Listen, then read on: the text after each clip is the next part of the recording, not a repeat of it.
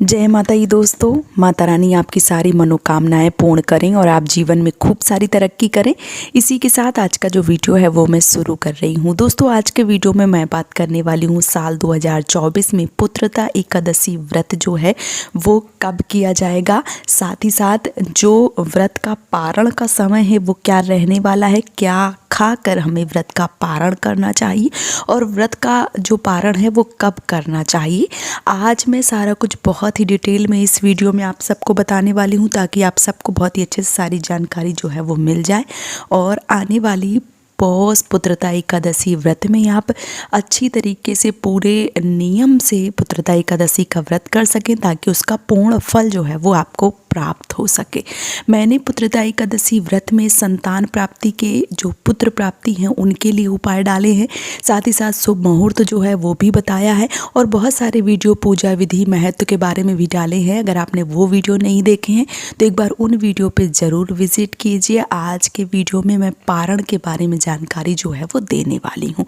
सबसे पहले अगर मैं बात करूँ पुत्रदा एकादशी व्रत की, तो जो पुत्रदा एकादशी व्रत है वो साल में 2 बार आती हैं और हर महीने 2 एकादशी व्रत आते हैं और जो एकादशी का व्रत होता है वो भगवान श्री हरि विष्णु को समर्पित होता है।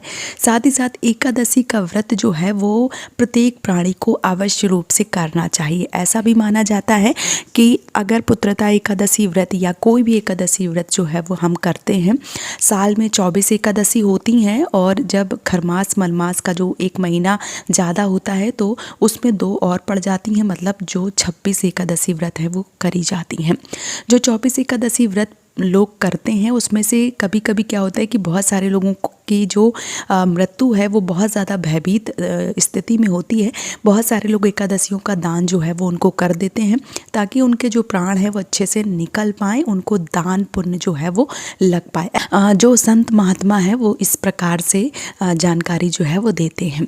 तो एकादशी का जो व्रत है वो सबको करना चाहिए। साथ ही साथ एकादशी व्रत में चावल पूरी तरीके से निषेध बताए गए हैं। एकादशी व्रत में चावल जो है वो नहीं खाने चाहिए, लेकिन हाँ द्वादशी जब हम व्रत का पारण करते हैं तो हमें चावल जो है वो ज़रूर खाना चाहिए ताकि जो चावल के रूप में जीव जंतु हैं उनको मोक्ष की प्राप्ति हो सके और अगले जन्म में उनको कीड़े मकोड़े रेंगने वाले जो कीड़े होते हैं उनका जन्म ना मिले, इसलिए द्वादशी वाले दिन चावल जो है वो ज़रूर खाने चाहिए। भले ही वो व्रती हैं या व्रती नहीं है, लेकिन चावल जो है वो एकादशी में ना खा के द्वादशी वाले दिन चावल जो है वो ज़रूर बनाने चाहिए। अब बात करूं पुत्रदा एकादशी व्रत की, तो पुत्रदा एकादशी व्रत जो है वो 21 जनवरी को दिन रविवार को साल 2024 में रखा जाएगा और इसे पौष पुत्रदा एकादशी व्रत के नाम से जाना जाएगा। व्रत जो है वो 20 तारीख से ही शुरू हो रहा है, शाम के समय 7:26 से 20 तारीख को, और 21 जनवरी को शाम को 7:26 पे जो है वो समाप्ति हो रही है। तो उदया तिथि के हिसाब से जो व्रत है वो 21 जनवरी को दिन रविवार को ही रखा जाएगा। साथ ही साथ अगर मैं पारण का समय बताऊं तो पारण का जो समय है वो 22 जनवरी को है, दिन सोमवार पड़ रहा है। सुबह 7:14 से लेकर 9:21 तक आप कभी भी व्रत का पारण जो है वो कर सकते हैं।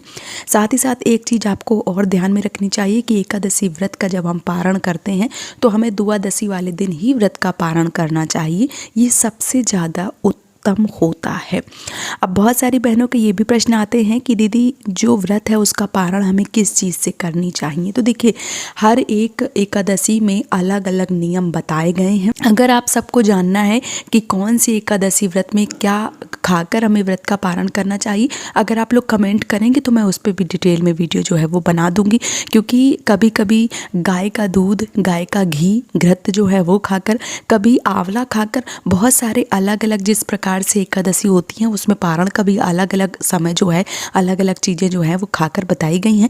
यहाँ पे मैं कोई भी एकादशी व्रत हो, चाहे वो सफला एकादशी व्रत हो, चाहे वो पुत्रदा एकादशी व्रत हो, चाहे वो वरुतनी एकादशी व्रत हो, या जो भी एकादशी व्रत है, अगर आप करते हैं एकादशी व्रत तो आपको क्या करना चाहिए, आपको तुलसी पत्र जो कि भगवान श्री हरि विष्णु को अत्यंत प्रिय है, कोई भी व्रत करें आप 2 तुलसी पत्र ले लें जब आप दान पुण्य कर लें, क्योंकि एकादशी व्रत में दान पुण्य पुण्य का सबसे ज़्यादा महत्व बताया गया है। अपनी सामर्थ्य के अनुसार ब्राह्मणों को दान देना चाहिए। अब बहुत सारे लोग बोलेंगे कि ब्राह्मणों को भोजन करवाना चाहिए, तो देखिए बहुत सारे लोग ऐसे हैं जो लोग घर से बाहर रहते हैं, विदेश में प्रदेश में रहते हैं, ब्राह्मण तो छोड़िए, उनको दान पुण्य करने के लिए भी बहुत सारे लोग जो है वो नहीं मिलते हैं। ऐसे में उनको क्या करना चाहिए, जो भी आपके आसपास मंदिर है वहाँ पे आपको जो भी खाने की चीज़ें हैं, दान पुण्य जो भी आप करना चाहते हैं, जो भी आपके सामर्थ्य के अनुसार है, वो आपको बांध के, मतलब एक जहाँ जिसमें भी आप ले रहे हैं, किसी भी प्लास्टिक में ले रहे हैं, किसी भी बर्तन में, किसी भी टोकरी में, जिसमें भी आप ले रहे हैं,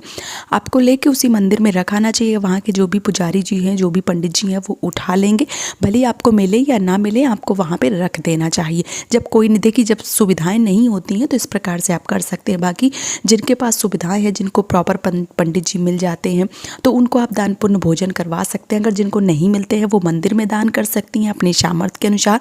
अगर आप अन्न का दान नहीं करना चाहती हैं तो भेंट स्वरूप जो भी पैसे हैं वो आप दान पेटी में डाल सकती हैं। इस प्रकार से भी आपको कर देना चाहिए। साथ ही साथ जब हम पारण, जैसे हमने ब्राह्मण का निकाल दिया या दान पुण्य जो है वो निकाल दिया, उसके बाद हमें तुलसी पत्र लेने चाहिए। 2 तुलसी पत्र लेके जल के साथ वो है जो है वो हमें पी लेने चाहिए। इससे जो पारण है वो कर देना चाहिए। उसके बाद आप सात्विक चीज़ों का भोजन करें। याद रखें 10वीं तिथि से ही लेके और द्वादशी तिथि तक आपको सात्विक चीज़ों का जो है वो करना चाहिए। मतलब जैसे व्रत करते हैं जिस दिन, उस दिन तो अन्न का चीज़ जो है वो नहीं खाया जाता है, तो 10वीं तिथि से ही आपको सात्विक चीज़ों का जो भोजन है वो करना चाहिए। उसके बाद एकादशी में पूरा व्रत किया जाता है, फिर द्वादशी में भी आप सात्विक भोजन ही करें। और भोजन में चावल जो है वो महत्वपूर्ण है। चावल जो है वो द्वादशी वाले दिन आपको जरूर बनाने चाहिए और जरूर खाने चाहिए। पारण, इस प्रकार से आप व्रत का पारण कर सकती हैं तो व्रत का पूर्ण फल जो है वो आपको मिल जाता है। कोई भी एकादशी व्रत हो, आप तुलसी पत्र से पारण करें, ये सही नियम है। और इसका जब आप पारण इस प्रकार से करती हैं तो आपको एकादशी व्रत का पूर्ण फल मिलता है। तो उम्मीद करती हूँ कि आज का वीडियो आप सबको बहुत ही अच्छे से समझ में आ गया होगा। अगर आपके मन में कोई प्रश्न है तो आप मुझे कमेंट सेक्शन में पूछिए, और अगर वीडियो पसंद आ रहा है तो आप मुझे सपोर्ट कर सकते हैं इस चैनल को सब्सक्राइब करके। आज का वीडियो यहीं पे समाप्त कर रही हूँ दोस्तों। जय माता दी।